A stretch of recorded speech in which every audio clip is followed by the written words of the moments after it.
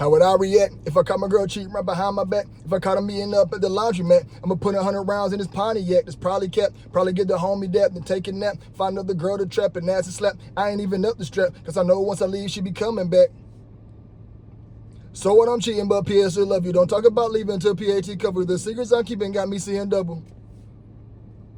I forgot the rest of it. But anyways, it's the boy Dwayne McClain at Dwayne McClain TV. Back again, another video, man. Like, comment, and subscribe. As everybody knows, I had to go to jail the other night. You know, I'm doing 15 days. It's not that bad. Not complaining. Could be worse.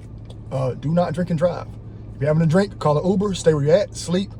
Don't do drugs, period. It's a waste of money and time. I advise people not to drink that much. I don't take my own advice. I'm getting dumb. You know what I'm saying? But I'm a rock star, baby. Y'all not rock stars. I'm regular people, man. You know what I'm saying? Always look for somebody you look up to. Ask them, would they be doing this right now? Like Floyd Mayweather, would he be drinking right now? You know, a lot of people say, what would Jesus do? Would Jesus be doing that right now? But we never got to really see Jesus in action. So at your own, you know, just take my advice and run with it. So I'm just give you guys what it was like in jail that night, what I experienced. And being in there is nothing to brag about, man. A lot of guys come in there like, he ain't been to jail, he never been locked up. Man, being locked up is not cool, man. You know, I met a lot of guys in there. I'm kind of used to it now. It's like my 4th, 5th time going, you know, because they got it where you can go in, you can choose your schedule, which, like I said, I'm blessed. I can choose when I go in. I got 4 more nights. We'll be finishing by the end of April. So, but my first time going in, I ain't talking to nobody, man. It was kind of scary at first, but most people in there are cool. You know, most guys are going to mess with you as long as you're getting in the mix and hanging with the wrong crowd. If you look like a target, you're pretty much going to be a target. In a gang, tats on the face, dreads, you're a target. The other night when I went, there was a guy who had dreads and he was talking heavy, about to fight somebody. I came back 2 nights later, he PC'd up. You know what I'm saying? He's talking about he was about to take his own life, and he about to take your own life to put you in the green vest. So they put him in one of the padded rooms. So I don't know if he got scared. I don't know if he got in there with a celly he didn't like, but he had dreads. You know, like I said, y'all, if we cut the dreads, we can cut the black crime down by 40%. Majority of the men I was in there with have dreads, especially black men. I think the other night there was one guy, he had like a little box with a little spin top, but every black dude I know in there have dreads. You know, I would say majority, 95%, 90%. You know, the dreads, and I hate when people use this term, oh, the dreads is our secret, our power, with all our hair, you know, destroying the Bible, our power. So why are so many dreadheads, you know, broke or incarcerated, or they're not really doing much but getting in trouble? If that's the case, there'll be way more dreadheads in management. This clean cut look is the best way to go, you know, as far as us. You know, I understand we want the world to accept who we are. Yes, if that's who you really are. Most guys are only rocking dreads because, you know, you don't look right. Some guys need dreads, you know, and there's nothing against them. I think if we cut majority of them off, it would save a lot, because these guys get these dreads, they become a character. When Waka Flocka came out, he created a character. Lil Wayne, y'all understand these rappers and entertainers are characters. So we're going to mimic the characters that we see. Majority of these guys are characters from a TV show, and we're going to mimic it, and it's causing a problem. I always bring up this analogy from a movie called Small Soldiers. It was a toy company. It's a movie that came out in '98. This toy company made these military toys and these other toys that was gargoyles. The military toys was the good guys, and the gargoyles the bad guys. But when they put these chips in them, these toys became like alive. So it come to find out the army toys was the bad guys, and the gargoyle toys was the good guys. What I'm getting at is they create the villain, and they made this villain of the black man with dreads, tats on his face. You can get profiled. More than likely you're not up to nothing, because we know you do not, you exclude yourself from an entire area of living good. So if you got dreads and you got the tattoos on your face, corporate jobs is gone, management jobs is gone, all the different jobs are like, it's going to be hard for you to get hired. Now, have I met guys who broke this mold? Yes. I haven't met guys who cracked through the surface, but majority, no. You know, so my time in jail, I did see a lot of dreadheads. The food's disgusting. It smells bad. It's dirty. You're in there with all the crazy people. Everybody's cussing and yelling. You can tell there's something going on. Most people are off. You know, there's always a sissy in there, so you're going to see that. It's not prison. I hope I never go to prison. I hear a lot of stories about prison. Prison is a lot more free, a lot more open. You're going to scrap, and once you get into like the open pod. I never was in open pod. I was in initial housing. I got a cool celly, but you can't choose your celly. You might get partnered with somebody. There's one toilet in there, and if it's you and your celly, y'all gonna have to poop in front of each other. How me and my celly did it, I turned my back when we had to use the bathroom. Thank God nobody had to poop. But you're in there with the farts and all that. We was respectful. We didn't, if we passed gas, we said excuse me, stuff like that. Had a really cool celly.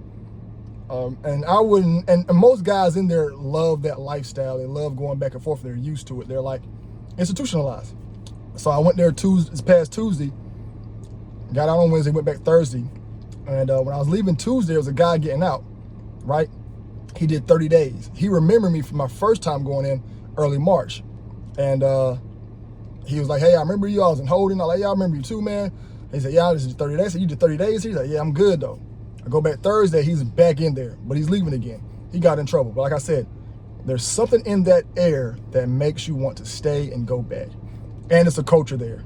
You know, it's like a little, you're like on a vacation.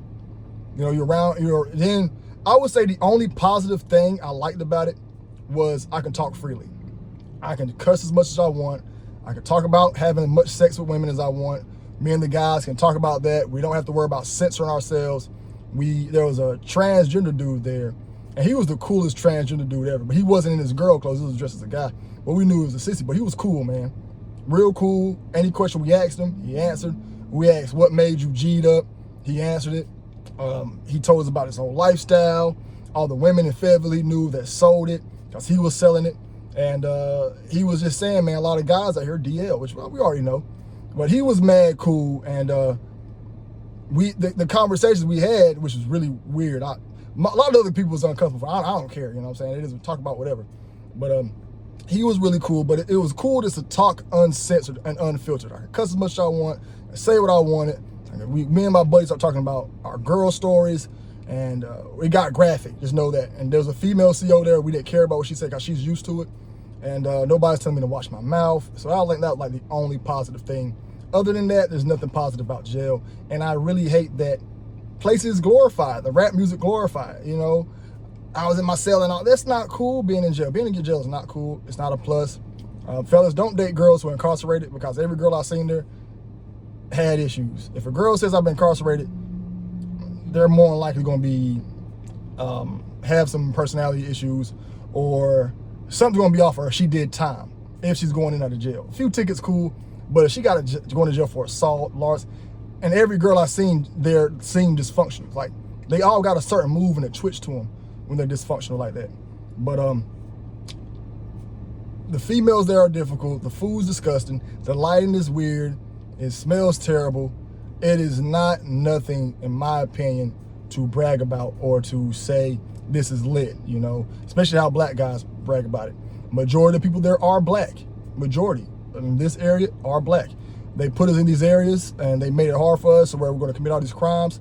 We have to start policing our areas up and policing our peers up and let them know there's other ways and other avenues for them. But they really destroyed our community, and they really made it to where we run it. You know, we really run the jails, you know, and a lot of people left me alone. Nobody bothered me. People was cool with me, you know.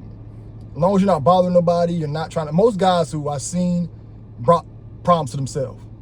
If you're in there respectful, you're minding your business, they won't. My buddy told me, who's outside, he said, you can't be too cool because then people are gonna try to try you. So if somebody ever tries you, shut that down and don't be scared to fight. So he said, win, lose, or draw, somebody try you, you have to fight. You know, but most cases, you're cool. There's old people in there, there's slow people in there, they're gonna leave you alone, you know what I'm saying? But other than that, I met a lot of cool people. There's an old dude in there. He said he got him some while we was in holding. There was some freaky little lady in there because the females are we're in holding for the whole city. So there's guys and girls in there, but when we were locked up, you can't be locked up with a woman. But you going through holding together. So there's some freaky old woman in there. He was an old man. He said he got him some. I believe him because she was talking about, oh, it hurt, I'm sore. So they snuck off to the bathroom where all the COs was off the floor. Met another buddy of mine. He's in there for some type of trafficking thing. And he said he lost everything. He's upset about it. A lot of guys are ready to go to the yard. One dude talking about 2 bodies he caught. Another dude talking about bodies. So you're in there with murderers. We was in there with a guy who was in a wheelchair, a white dude. He was talking about how he forgot to register as a sex offender. And I did not know this, but you can become a registered sex offender for RAPE in a woman. So he said she was 23. It was 11 seconds. He blacked out. But he was one of those people who made a lot of excuses. He didn't take no accountability. A lot of guys will take accountability in there to say, hey, I was wrong, I messed up here to do my time. And a lot of people just talk about more time. They never talk about getting free. What's their plan when they get free? What do they plan on doing when they get free? You know, I kind of give it bad advice to one guy. He was a trapper, and you know, some guys are born to trap. If their daddy was trappers, they're going to be trappers. And I said, man, look, you're not about to get no job when you get out. Stop lying to yourself. I got 5 homies who try to get jobs. You're used to that fast money. You're going to go back to that fast. That's all you know. I said, just change your plan, move in silence, and go back out. He bought a fancy charger, and he looked like a target. I said, look, just change your plan and start small. But you ain't about to get no job. If you're going to get a job, do both, but you're too used to that money.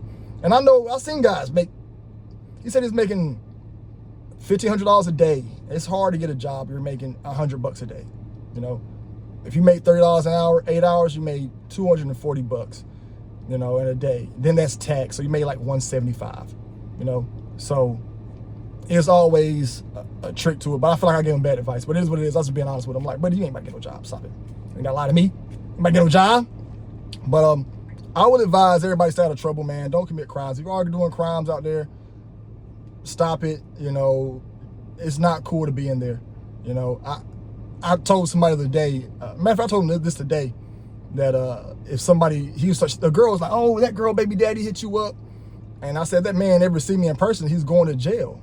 Like, I would rather see you to jail than fight you, because it's aggravating. It's uncomfortable.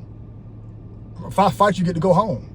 I'd rather call the cops and send you to jail. You have a long night. You got to go into holding. You got to wait. You can't eat when you want. When they feed you, it's slop. So when I got there the night, everybody was complaining about being hungry. They got some bread and peanut butter and jelly. Everybody had peanut butter jelly sandwiches. And when you're hungry, you're going to eat what you want. The food in there is disgusting. Everybody says Sunday food's good because you get chicken. I'm glad I was able to switch mine up where I can get out in the morning. I would never want to do 5-6 days again. I think I did 4 days straight, and that was terrible, where I just sat in the sub, my celly for 24 hours. We had 20 minutes out. We made our phone calls. That was it. Took a shower. That was it. 20 minutes out. You're in lockdown for 23 hours and 40 minutes out the day. And that was terrible. No books to read, no nothing. I wasn't there long enough to put money in my books to order stuff. A lot of guys ordering books and stuff, but it just gets, it's just nasty, and it's nothing to brag about. I used to always love hearing jail bars and what you know about jail? What you know about being in the cell, being in real, something, holding it down and never tell. Well, get a letter, battle rap bars, kind of. And I like hearing it in different songs, but it's not where you want to be. Styles P said it the best. The food is garbage, the clothes is orange. He brought orange or garbage. That's weird. But when you first go in, you get violated because you gotta get butt naked from another man, squat down and cough and tuck your nuts. That's uncomfortable. You have to know, nobody talks about that. Is everybody there is crazy. That's the worst part. You're in there with all the crazies, weirdos, and lunatics. Yeah, and people always everybody in there say, man, you don't belong here. What you doing in here? Everybody can look at me and tell, you know. If I smell alcohol, I'm gonna stay where I'm at. I'm not gonna drink and drive. If I smell alcohol, I'm staying where I'm at. I'm getting an Uber. Somebody else is gonna drive. You know, you don't want this on your record. You know, it's aggravating. Too much money, lawyers, fees, probation. It's not. I would never. If you are a person who drinks, get an Uber, man. Get an Uber. If you feel like you can make it home, trust me, I've been there. Tend into it and drive slow. Stay in the lane. But if you know you're messed up, please, man, somebody take your keys. Have somebody around you responsible that's going to make sure you don't make these mistakes. But that's how my night was, man. I got 4 more nights to go. Every time I go in, it's a story. It's a show. It's always something crazy. I don't think I hate about it. I have to be up for 8 hours, and the next day I got to work. So I'm sleepy. So my next time I go, I'm trying to schedule around the days I'm off so I can get some rest and actually sleep. But I ain't never got no days off. I'm always cleaning and stuff like that. But other than that, man, if y'all want any of the videos, let me know. Any of the blogs I can talk about, any advice, let me know. I don't kind of like doing those videos, but you don't really get too much money. But it's always about the money. And it's always about who I can help. If I help 2 people, I'm successful. If I help 1 person, I'm successful. So y'all just keep that in mind. Stay out of jail. Don't go. It stinks. It's nasty. You're around a bunch of men. There's no females. Every woman looks exceptionally a lot better when you're in there for a long time. You know, Like I said, if you meet a girl, she's doing time, she said she did time, red flag, don't date her. Unless she got her life changed, unless she changed her ways. Ladies, don't date guys who've been to jail a lot. Like, if they did hard time and then they're not changed their ways, don't date them. They're going to become with problems and trouble. And they're used to being in there. They love it there. And like I said, a lot of men love it there. They love the lifestyle. They love what comes with it. And they love having the bragging rights. I got bragging rights now, y'all. I got street cred. Been in jail, man. What you know about jail? You know about being locked up. You don't know nothing about that. 24-hour lockdown. I'm like that. You know what I'm saying? But I would never brag about that because I never want to go back. But it's the boy, McClain, McClain TV. Everybody should be safe. I'm out.